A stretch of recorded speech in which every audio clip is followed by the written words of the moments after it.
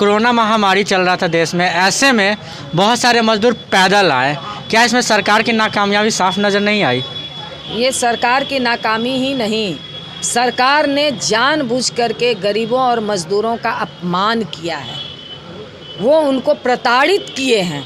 अगर थोड़ा भी, क्योंकि ये कहीं से भी कोई तरीका नहीं होता, ठीक है महामारी है, सब लोग समझते हैं इसको। आप लॉकडाउन करने से पहले आप 1 सप्ताह का समय देते कि भाई जिन भी मज़दूरों को जहाँ जाना है अपने जगह चले जाइए। इस तरह की महामारी है, उस समय तो था भी नहीं। महामारी है, आप चले जाइए, सेफ हो जाइए जहाँ जिसका घर है। आप हॉस्पिटल के बारे में बता सकती है कुछ? जो यहाँ के गरीब लोग हैं, जो अमीर हैं, उनको तो पैसे देकर हो जाता है इलाज, लेकिन गरीबों का नहीं हो पाता है। इस पर आप क्या करना चाहती हैं? आज अगर देखिए तो पूरा हेल्थ व्यवस्था, इस कोरोना में जो भी हेल्थ व्यवस्था था हमारा चौपट हो गया। और आप देखिएगा कि इस कोरोना में अमीरों की भी और अधिकारियों की भी इलाज नहीं हो पाई। वो पैसा लेकर के दर दर छटपटा रहे थे हॉस्पिटल के बाहर, मतलब नीचे ज़मीन पर वो छटपटा रहे थे और उनका इलाज नहीं हो रहा था। नमस्कार, मैं आदित्य आदर्श और आप देख रहे हैं कमिंग भारत। जैसा कि आप सभी को पता है, बिहार में विधानसभा चुनाव का बिगुल बज चुका है। ऐसे में मैं दिग्गा विधानसभा में मौजूद हूँ, जहाँ पे सीपीआई माले के प्रत्याशी शशि यादव जी के साथ मैं मौजूद हूँ और उनसे क्या क्या इस विधानसभा चुनाव में क्या मुद्दा है उनका लेकर बात करने वाला हूँ। तो सबसे पहले आपका नमस्कार हमारे चैनल में। नमस्कार, आपको भी धन्यवाद। जैसा कि आप दिग्गा विधानसभा से खड़ी है, सीपीआई से खड़ी है, ऐसे में क्या क्या समस्याओं को लेकर आप खड़ी हुई है? देखिए, ये दीघा विधानसभा महागठबंधन की मैं प्रत्याशी हूँ। महागठबंधन के द्वारा जो समर्थित भाकपा माले की उम्मीदवार भी हूँ। और जो सवाल है दीघा पूरे विधानसभा में, उसमें यदि अगर आप देखिए तो ये राजधानी का सीट है और राजधानी के सीट होने के नाते जो हमारे मुख्यमंत्री साहब जो पूरे बिहार में विकास का ढिंढोरा पीट रहे हैं, मगर आप देखेंगे कि आप बगल में चले जाइए, हम पूरे विधानसभा की बात भी नहीं कर रहे, आप गर्दनीबाग में चले जाइए, स्मार्ट सिटी बनाई जा रही है और स्मार्ट सिटी बनाने के लिए पूरा मोहल्ला के रास्ते को रोक दिया गया और आज पूरे नाले बर्बाद हो गए। जरा सा बारिश होती है पूरा इलाका डूब जाता है। तो ये जो आज विकास हमारे मुख्यमंत्री साहब कर रहे हैं कि गरीबों के आशियाना को उजाड़ करके, गरीबों की झोपड़ियों पे बुलडोज़र चला करके, मध्यम क्लास के मकानों को कहिए उनके रास्ते को रोक करके, तो ऐसे विकास महागठबंधन में नहीं होगा। अब महागठबंधन में गरीबों की झोपड़ियाँ आबाद होंगी, गरीबों के आशियाना बनेंगे, उनका जो बुनियादी सुख सुविधा है वो भी उन्हें हासिल होगा और पूरे सम्मान के साथ उन्हें पटना शहर में, जो हमारे नीतीश कुमार कहते हैं कि पटना गरीबों के लिए नहीं है, गरीब जाएं गांव में रहें, उनके रहने से पटना गंदा होता है। तो ये जो गरीबों का अपमान हुआ है, इसके बरखिलाफ सबसे पहला काम तो मैं यहाँ दीघा विधानसभा में करूँगी। जैसा कि दिग्गा विधानसभा शहरी क्षेत्र है, ऐसे में मैं कुछ देर पहले गुजर रहा था यहाँ से, रोड पे अभी पानी देखने को बहुत ज़्यादा मिला, चलना मुश्किल है। ऐसे में आपकी अगली नीति क्या है? यही तो मैं बता रही हूँ कि राजधानी की सीट है, नाक के नीचे यहाँ मुख्यमंत्री रहते हैं और उसके बावजूद आप खुद इस बात को बता रहे हैं। तो ये हम लोग सभी जगह देख रहे हैं, मेन होल खाली है, पूरी सड़कें कोड़ी हुई हैं, कहीं नाला ढंग से नहीं है। तो ये आलम है विकास का। तो इसके बरखिलाफ निश्चित तौर पर इस तरह की स्थिति नहीं होगी और सही मायने में सही तरीके से विकास किया जाएगा। आप हॉस्पिटल के बारे में बता सकती है कुछ? जो यहाँ के गरीब लोग हैं, जो अमीर हैं, उनको तो पैसे देकर हो जाता है इलाज, लेकिन गरीबों का नहीं हो पाता है। इस पर आप क्या करना चाहती हैं? आज अगर देखिए तो पूरा हेल्थ व्यवस्था, इस कोरोना में जो भी हेल्थ व्यवस्था था हमारा चौपट हो गया। और आप देखिएगा कि इस कोरोना में अमीरों की भी और अधिकारियों की भी इलाज नहीं हो पाई। वो पैसा लेकर के दर दर छटपटा रहे थे हॉस्पिटल के बाहर, मतलब नीचे ज़मीन पर वो छटपटा रहे थे और उनका इलाज नहीं हो रहा था। ये आलम बिहार का पूरे हेल्थ सिस्टम का हो गया था। और गरीबों की बात तो आप छोड़ ही दीजिए, कितने गरीब मतलब अस्पताल पहुंचने का तो वो सोच भी नहीं सकते थे। सरकारी अस्पताल में तो कोई व्यवस्था ही नहीं थी, सारे तमाम सरकारी अस्पताल तो ठप पड़े हुए थे। प्राइवेट अस्पताल भी ठप पड़े हुए थे। तो ये आज के डेट में भी सरकारी अस्पतालों, क्योंकि मैं आशा वर्कर की राज्य की अध्यक्ष हूँ, जो आशा वर्कर की हेल्थ की रीढ़ है, और उसी आशा वर्कर के बल पे आज जो भी स्वास्थ्य व्यवस्था चल रहा है, जो भी सरकारी अस्पताल चमक रहे हैं, उन्हीं के बल पे चमक रहा है। और उन आशा वर्करों को आप न्यूनतम मानदेय की तो बात छोड़ दीजिए, मतलब उनको प्रोत्साहन पर आप काम करवाते हैं। तो जो जिसकी रीढ़ है उनको आप पैसे नहीं देंगे तो कोई भी तमाम हेल्थ में कहिए संविदा पर काम करने वाले लोग हैं, तो आप सही से पैसे नहीं देंगे, सही से उनको अस्थायी नहीं करेंगे तो कौन सा हेल्थ व्यवस्था चलेगा आपका। बल्कि सरकार की तो एक पूरी नीति थी कि हम हेल्थ को प्राइवेट में दे दें।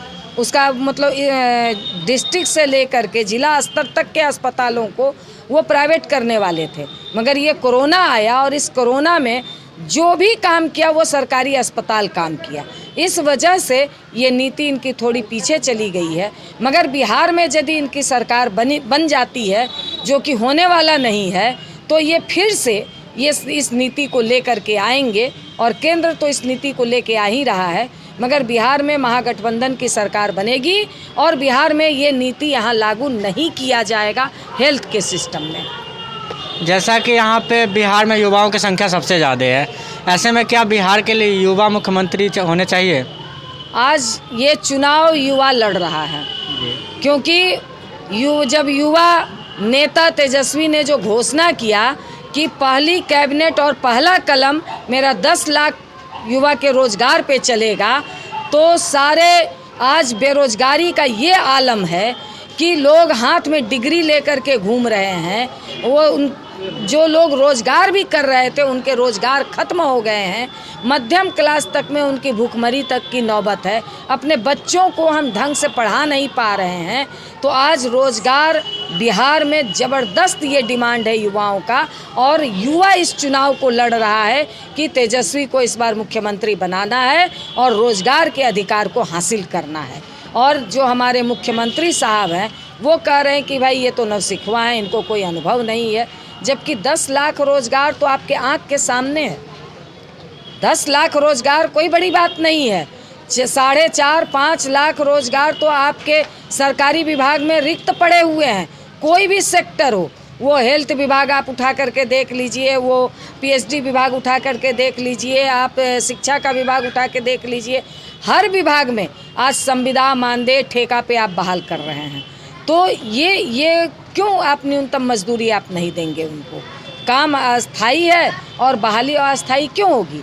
सफाई कर्मियों का आप देख लीजिए, आप उनका दैनिक मजदूरी दैनिक काम पर थे, उनको आप ठेका के हवाले कर दिए। तो ये सारे हमारे यहाँ हैं। आज आशा हैं, आंगनबाड़ी हैं, मिड डे मील वर्कर हैं, जो इन तमाम मतलब हमारे सरकार की रीढ़ हैं, जो उनके तमाम हमारी चीज़ों को सबसे निचली इकाई के रूप में वो काम करती हैं। क्यों उनका स्थायी नहीं होगा? क्यों उनको न्यूनतम वेतनमान नहीं मिलेगा? तो ये अस्थाई हो जाए। ये कह लीजिए कि 5 लाख से ऊपर स्कीम वर्कर हैं बिहार में।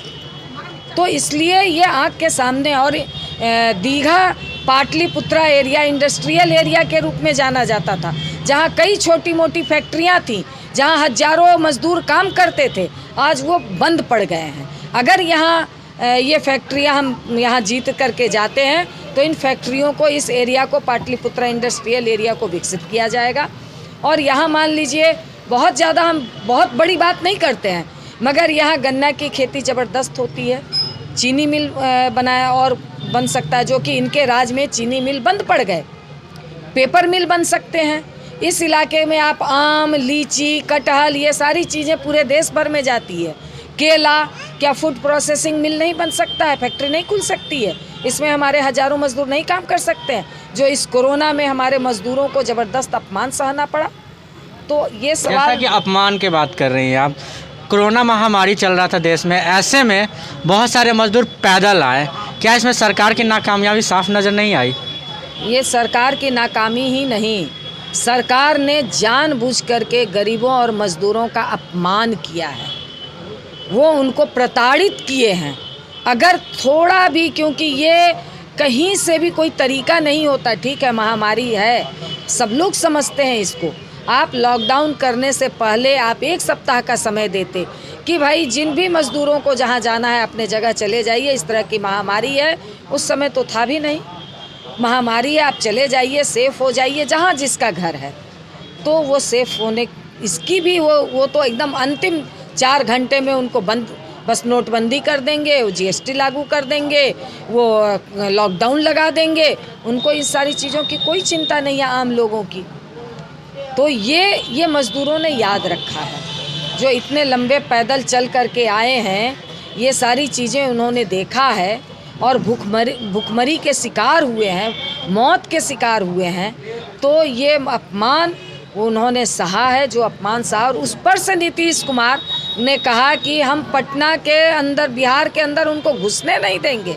व्यवस्था तो उन्होंने कुछ भी नहीं किया, बल्कि सीमा के अंदर घुसने नहीं देने का ऐलान वो कर रखे, जिसके बरखिलाफ़ हम लोगों ने लड़ा और इसके लिए नीतीश को पीछे हटना पड़ा। और हम लोगों ने मज़दूर को तमाम सुविधा देते हुए जितना हम लोगों से संभव हुआ उनको घर तक पहुंचाने का काम किया है। जैसा कि आप महिला हैं, ऐसे में क्या देश की बेटियां सुरक्षित है इनके सरकार में? देश की बेटियां तो आप देख ही रहे हैं कि पूरे देश में, दिल्ली में कई घटनाएं घट रही हैं, हथरस जैसी घटना घट रही हैं। बिहार में बालिका गृह जैसा कांड होता है, मुजफ्फरपुर बालिका गृह सर्वविदित है। और उस बालिका गृह कांड में यहाँ तक कि हमारे मुख्यमंत्री साहब का भी नाम आया है। तो ये सवाल आज प्रमुख सवाल हैं और इन सवालों को लेकर के मैं महिला संगठन एपोआ की राज्य की सचिव हूँ और इन सवालों को लेकर सबसे पहले पटना की सड़कों पे, बिहार के सड़कों पे, बिहार के ज़िलों में, गांव की गलियों में अगर कोई लड़ता है तो हम महिलाएं ही सबसे आगे बढ़ कर के लड़ते हैं और इस सवाल को लेकर के हम लोग घेरते हैं। और तभी जा कर के इस ब्रजेश ठाकुर की गिरफ्तारी भी हुई और आज वो जेल में बंद है। नहीं तो नीतीश कुमार के बगल में वो शोभा बढ़ा रहे थे। तो ये लोग मतलब बेटी पढ़ाओ बेटी बचाओ का सिर्फ फेक है, सिर्फ झूठा नारा है इनका और लगातार घटनाएं घट रही हैं। तो ये महागठबंधन की सरकार में हम लोग पूरी कोशिश करेंगे, पूरे जीत करके जाएंगे। तो अगर ये निश्चित तौर पर ये होगा कि इस तरह के अपराधियों को सख्त से सख्त और कड़ी से कड़ी सज़ा मिलेगी। जहाँ तक मैं बात कर रहा हूँ आंगनबाड़ी की, बहुत सारे क्षेत्र में मैं गया हूँ जहाँ देखा हूँ सेविका और सहायिका होती है जो टाइम पे आती नहीं है, आती भी है तो बच्चों को खाने पीने को नहीं मिलता है, जैसे खिचड़ी हो गया, दूध हो गया, ये सब। तो क्या आपके सरकार में इस चीज़ को सुधारा जाएगा? देखिए, इसके लिए आंगनबाड़ी दोषी नहीं है और ये एक मतलब झूठा प्रचार है। आंगनबाड़ी हो या आशा हो या मिड डे मील वर्कर हो, वही सबसे ज़्यादा मेहनत करती हैं और सरकार की योजनाओं को ज़मीन पे लागू करती हैं।